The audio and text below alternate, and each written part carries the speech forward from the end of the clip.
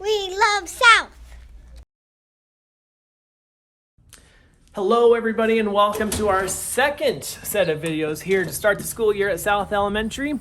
This video here we're going to be talking about drop-off and pickup time. So I am venturing outside into the wild wilderness that is out in front of South Elementary, so we're probably going to hear lots of cars and lots of extra noise, but that's okay. So I want to show you first of all kind of where you drop off your child in the morning. So no earlier, please, than 7:30. I don't have any para support on the playground before 7:30, so please make sure you wait until then before you drop your child off. Not your parent, you're the parent. Drop your child off at least at 7:30, or when you see either myself or Mrs. Weezer come out in the mornings. If you see us come out, you're good to go. Drop your kid off, let him go on back to the playground and have some fun before school starts, okay? If your child is eating breakfast, they're gonna follow these same routines. They can just walk right around the building or go through the building if they want to and be able to access the cafeteria that way. So I am taking you all the way up to where I want you to hopefully pull up to every single morning, okay? So let's spin this around and take a look, okay? I'll try to make you seasick here. We have all these cars that are parked right here. Our teachers are working super hard right now, getting ready for school to start. And I want you to pull all the way up until you see this yellow curb. That's where we're going to, okay? So the whole purpose of this is to make sure we get everybody pulling forward as far as you possibly can on this side of the sidewalk. This is a drive-through only lane, okay? No parking, no getting out, none of those things. This is drive through. You pull up on the curb, you stop, the kids get out, off they go, right? That's what we want to do, and we want you to pull as far forward as you possibly can.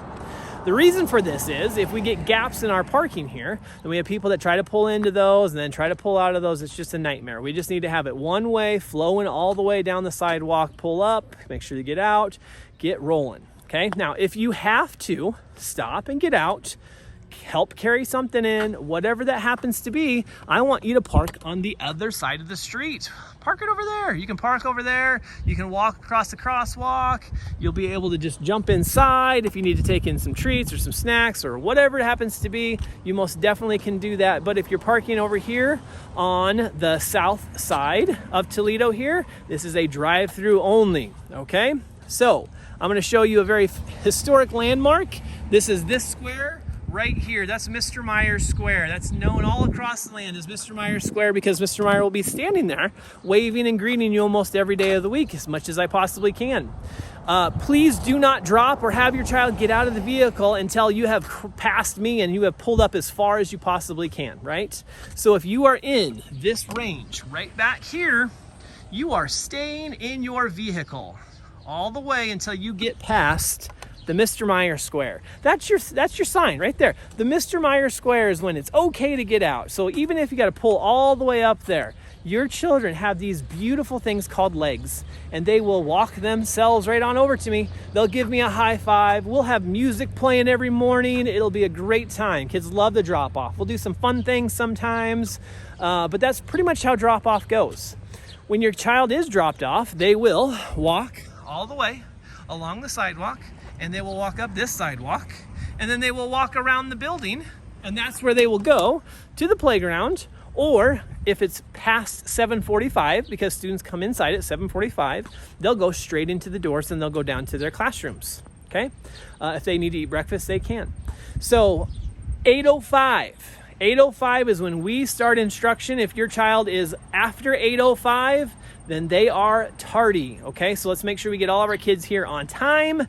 If I happen to be inside the building and I am no longer standing out here in the beautiful weather that we're having like today, my goodness, that's because it is after 7:55 probably, and you will need to drive around to the front of the building, all the way around the corner there, and you'll need to bring your child in the front and then please sign them in if it is after 8:05, okay? Nice and clear with that. After 8:05, you need to bring them in. You need to sign them in because those students are going to be marked as tardy. And it happens every now and then. It's not a big deal. We're glad to have them here. I'd much rather have a student late than not at all. So make sure you get here, dropping off through our drive-through only service. And if you do have to park on the other side. Now let's talk about dismissal time. Dismissal time is going to happen right down here, okay? It's going to be in the same spot as our drop-off. Okay, so you'll park over here. There's other places to park. Find a spot and you'll come over here and you'll wait. And all of the kids from first grade will be kind of standing by these doors right over here. Okay, all of the second graders, we have a couple classes that'll come out here, and the other second grade classes will go out their doors over there. Okay, that's where you'll see them. Students will start coming out at about 3 o'clock, maybe a few minutes early. Around 2:55, we'll start walking on out. Some classes sooner than others. Sometimes it takes a little bit to get ready and get going. But that is the South drop-off. And I'll tell you what, if you follow those instructions, we're gonna have a great year. We're gonna have a fantastic year. We're gonna have a great year anyways. So thank you guys all for watching. I appreciate it, and I can't wait to see you on Wednesday.